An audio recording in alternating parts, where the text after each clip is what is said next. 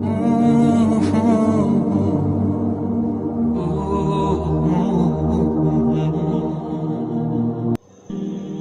جو چیز مانگتے ہیں اللہ سے وہ اللہ کو پہلے سے ہی معلوم ہوتا ہے۔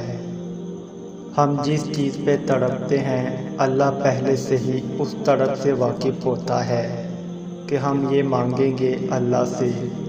اسے پہلے سے ہی پتہ ہوتا ہے کہ ہمارا دل کس چیز میں الجھ گیا ہے، تو جب اللہ کو پہلے سے معلوم ہوتا ہے تو وہ ہمیں کیوں نہیں عطا کرتا۔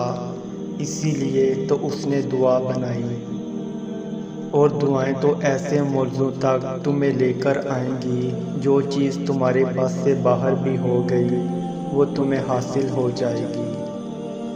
وہ جانتا تھا کہ تم مانگنے کے بعد شک میں رہو گے، اس لیے اس نے قرآن میں یہ بات لکھ دی ہے کہ مجھ سے مانگو میں ضرور قبول کروں گا، تاکہ جب تم پڑھو تو سکون حاصل کرو۔ دعا اس چیز کو بھی آپ تک کھینچ لاتی ہے جو آپ کے نصیب کا حصہ نہیں ہوتی۔